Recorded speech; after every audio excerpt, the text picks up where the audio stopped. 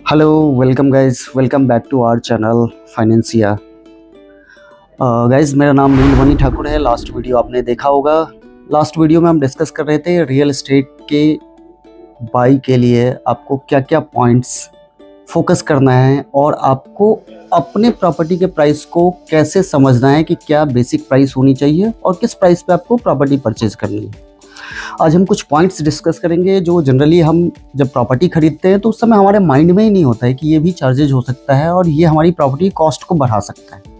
अब let's say example, जो sales वाले होते हैं वो आपसे बेसिक सेल्स प्राइस की बात करते हैं, अदर चार्जेज उसमें ऐड नहीं होता है। फिर बेसिक सेल्स प्राइस पे आपके साथ जीएसटी एक होता है कि अंडर कंस्ट्रक्शन प्रॉपर्टी है तो 5 to 12% के बीच में जीएसटी होता है।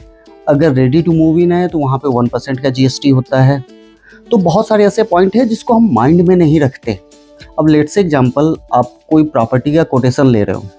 उस कोटेशन में क्या होता है कि आपने प्रॉपर्टी की बीएसपी देखा और आप अपना माइंड मेकअप कर लेते हो कि आपकी बजट 70 लाख रुपए की थी।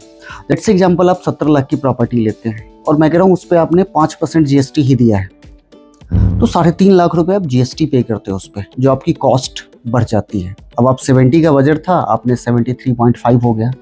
प्लस उसमें अदर चार्जेज होता है, जैसे पीएलसी हो गया, प्रिफर्ड लोकेशन चार्जेज बोलते हैं।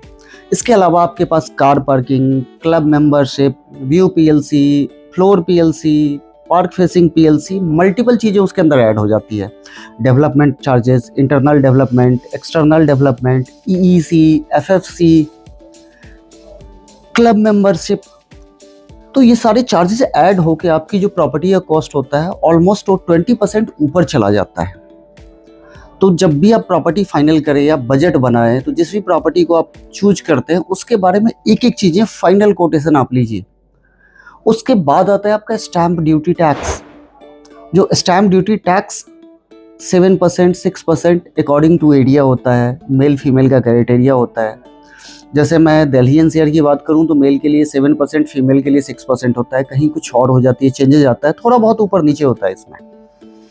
तो ये सारे आपको कॉस्ट कैलकुलेट करना है किसी भी इन्वेस्टमेंट के लिए। उसके बाद आता है पोस्ट प्रॉपर्टी पोजीशन, आपका आ जाता है एक मेंटेनेंस कॉस्ट। ये भी आपको ख्याल में रखना है कि आपकी प्रॉपर्टी खरीदने के बाद मेंटेनेंस कॉस्ट क्या आ रहा है उस प्रॉपर्टी पे। पता चला है कि आपने मेंटेनेंस कॉस्ट इतना हाई है उस प्रॉपर्टी का और आप उसको अफोर्ड नहीं कर पा रहे हो, या वो मेंटेनेंस कॉस्ट आपको बाद में पिंच करती है।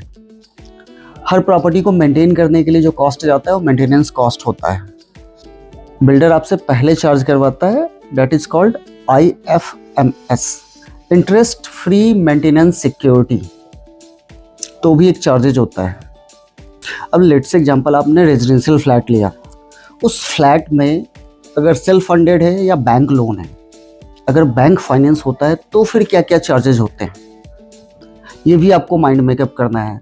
आपके लोन प्रोसेसिंग फ़ी जाता है, लोन के अगेंस्ट जब लोन सैंक्शन होता है तो फिर आपका एक इंश्योरेंस कवर दिया जाता है। इसके अलावा उनके कुछ चार्जेज होते हैं कुछ बैंक के, तो बहुत सारे चार्जेज है, वो भी आपको बैंकर और लोन वालों से भी बात करनी है क्या क्या चार्जेज होता है। ये सारे एंड ऑफ द डे आपकी प्रॉपर्टी कॉस्ट में ही जा रही है, तो प्रॉपर्टी का कॉस्ट इसलिए बहुत ज़्यादा हो जाता है। तो इन चीज़ों को कैसे काउंटर करें या इन चीज़ों का माइंड मेकअप आपके पास पहले होना चाहिए। तो ये सारी प्लानिंग में आपके पास होनी चाहिए कि आप क्या प्लान कर रहे हैं, कैसे कर रहे हैं, तो उसमें सारे कॉस्ट आप इंक्लूड करके अपना बजट बनाइए। समटाइम क्या होता है कि हम बजट से ज़्यादा हमारा प्रॉपर्टी का कॉस्ट हो जाता है और हम स्ट्रेस में आ जाते हैं, या लोन का EMI हमारे ऊपर बहुत ज़्यादा होता है, तो हमें लोन के EMI के नीचे नहीं दबना है। या फिर हमारे साथ हो गया कि जैसे हमने प्रॉपर्टी तो ले ली, अब हमें रजिस्ट्री करवाने के लिए हमें स्ट्रगल करना पड़ता है, या हम कई बार ऐसे देखते हैं कि हम रजिस्ट्री करवाने के लिए फिर हमें एक और लोन लेना पड़ता है। रजिस्ट्री के बाद फिर आता है फिर आपको फ्लैट के अंदर अपने उसके रिनोवेशन भी करवाना है, क्योंकि बिल्डर तो आपको सारी चीज़ें लगा के देता नहीं है। कुछ फ्लैट्स होते हैं जो फुली फर्निश्ड मिलता है, फिर भी उसमें आपको कुछ ना कुछ ऑल्टर करवाना ही होता है। तो ये सब एंड ऑफ द डे सारे कॉस्ट आपकी प्रॉपर्टी में ही आ रही है। इसके अलावा जब आप प्रॉपर्टी खरीद रहे होते हैं, जब रेजिडेंशियल की हम बात करते हैं, तो रेजिडेंशियल फ्लैट में हमें कई तरह के फ्लैट्स दिए जाते हैं। एक सेमी फर्निश्ड होता है, एक रॉ होता है, एक फुल्ली फर्निश्ड होता है।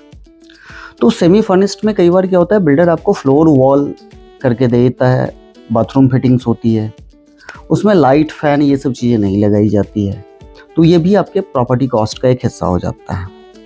जब रॉ फ्लैट ले रहे हैं तो उसमें कई जगह आपके वुड वर्क नहीं होता, जैसे आपके कबर्ड का नहीं होता, या फिर आपको जो डोर मेस होता है मेन गेट का वो नहीं दिया जाता। तो ये सारी चीज़ें आपकी कॉस्टिंग में आती है। तो इन चीज़ों को प्लीज़ कीप इन माइंड। और इन केस अगर आपको लगता है कि हमारे कन्वर्सेशन में आप कुछ अपने सुझाव देना चाहते हैं तो आप कमेंट्स कर सकते हैं, या फिर आप हमें मैसेज टेक्स्ट कर सकते हैं, कोई इशू नहीं है। हो सकता है अब ये इनिशिएट हमने किया है, कुछ गलतियां तो होंगी ही, तो उन सारी गलतियों को थोड़ा सा प्लीज़ ख्याल रखिएगा। और जो भी हो आपके सुझाव हो उसके लिए हम उसका स्वागत करेंगे और आपके सुझाव का भी इंतज़ार रहेगा। लाइक सब्सक्राइब आप करते रहिए। अभी और भी गाइस डिस्कस करेंगे बहुत सी चीज़ें, बहुत से पॉइंट हर वीडियो में। लास्ट वीडियो में आप लोगों ने काफ़ी अच्छा रिस्पांस दिया, बहुत सारे लोगों के कमेंट्स भी आए, बहुत सारे लोगों के मैसेज भी आए। तो बस आपसे रिक्वेस्ट है आप चैनल के साथ बने रहिए और हम ऐसे ही डिस्कस करते रहेंगे और आप तक नॉलेज शेयर करते रहेंगे। तो आप हमारे चैनल को लाइक एंड सब्सक्राइब करिए ताकि हमें भी थोड़ी सी मोटिवेशन मिले और हम इस पर ज़्यादा अच्छा और काम कर सकें। तो ये बिगनिंग है, बाकी आपके लिए बहुत सी चीज़ें लेके आएंगे। Thank you so much. Thank you.